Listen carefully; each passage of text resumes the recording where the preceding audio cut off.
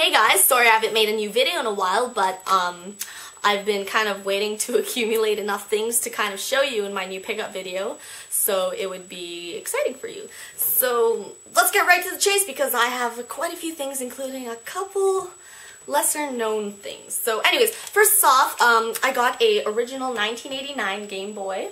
I made the guy, he had a bunch, so I made him sift through all of them, and basically he found me an unyellowed one. The screen is barely scratched, which is really nice. The sound works, and the screen, which is the best part, has no lines, which I know is a common kind of thing that happens to old Game Boys. So yeah, that was a great find. I like the feel and kind of the the buttons of the original Game Boy much better than the Game Boy Color, though I do love the Game Boy Color a lot because that is the console I grew up with.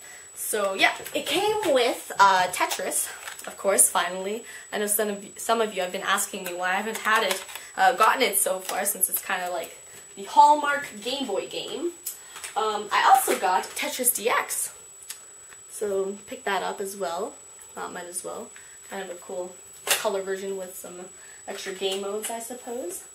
And I also picked up Killer Instinct, which is a fighting game for the, well, it came out on the SNES, which is, I believe, a better version, but it's still not bad on the Game Boy. Next up, I got Streets of Rage 2 on the Sega Game Gear. I was pretty excited to find this because, this is a pretty rare game, and it's not really commonly, doesn't lie around in thrift stores really that often, so I grabbed that. And then I found, in kind of an odd-looking package, something that looked like a game, so I took it, and it turned out to be a Sega Master System game, Fantasy Zone, and it came with its manual, which is very nice. So that's a nice add-on. I don't have a, oh no, it's not a Master System, it's a Mega cartridge. No, it is Master System. What am I talking about? Okay, yeah, anyway, so I don't own this console, of course, but I can't resist to pick up these things I see for such great prices, and who knows, maybe one day. Oh, okay, so next up I picked up 3 boxed Game Boy games. Well, 2 Game Boy Color and 1 Game Boy. The Game Boy game being Bomberman, which is, these boxes are all quite nice condition, so that was nice. Bomberman, I got Shadowgate Classic, and this is one of those kind of, I don't know how to say, like, text RPGs? Not text, but like, you have to click stuff.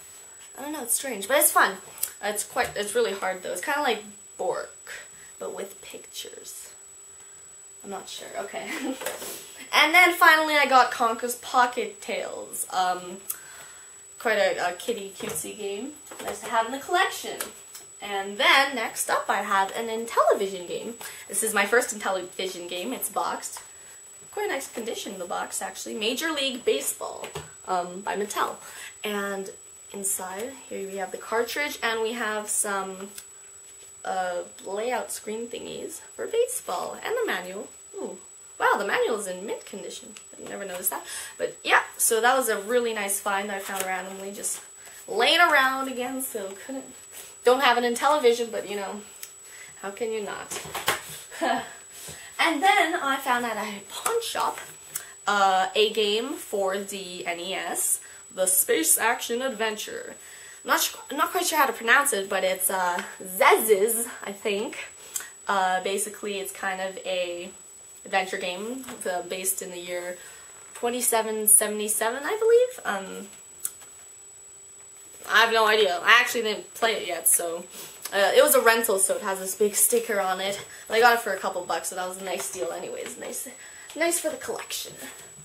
And, and then, not too long ago, I found a copy of the Ultimate Doom for the Mac OS in here. Unfortunately, it didn't come with the manual, so I don't know, but maybe I'll find it one day. Then I got, this was actually this weekend, I got 2 this generation games, the first one being Time Shift for the Xbox 360.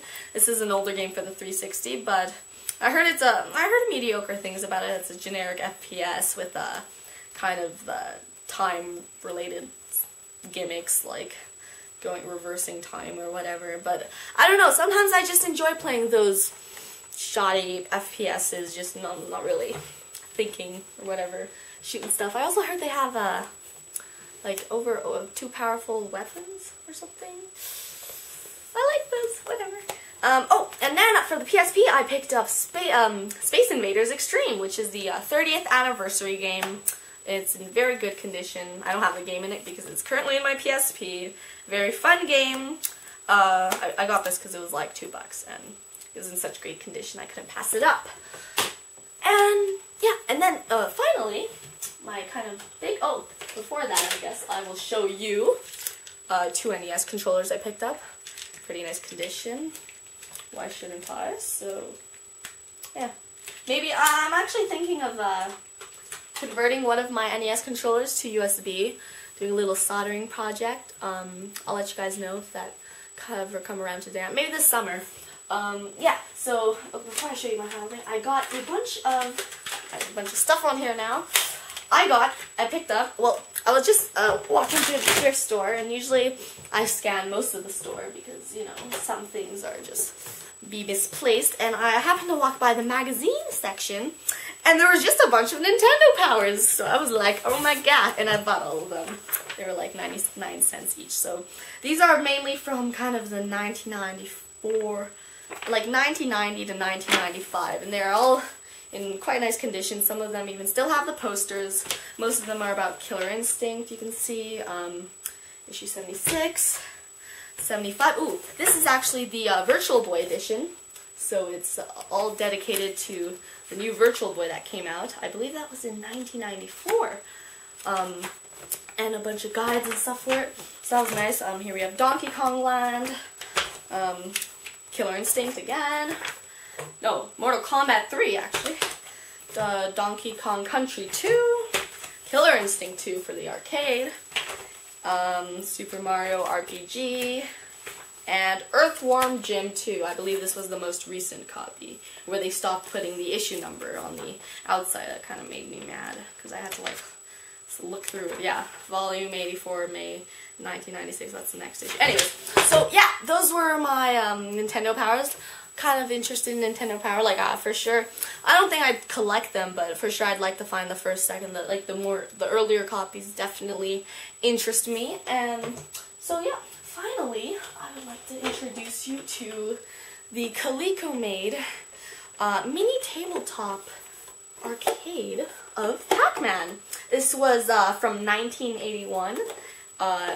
Very nice. The stickers are still there, and basically it is Pac-Man, and it still works. The sound still works. It uses a VFD, that's a vacuum fluorescent display, I believe, and the sound's quite annoying, but I thought it was really cool. I'm gonna keep this for sure. So you can just oh, this is a 2-player method. Yeah, there's 2-player mode. There's 2 joysticks, and you can play with a friend.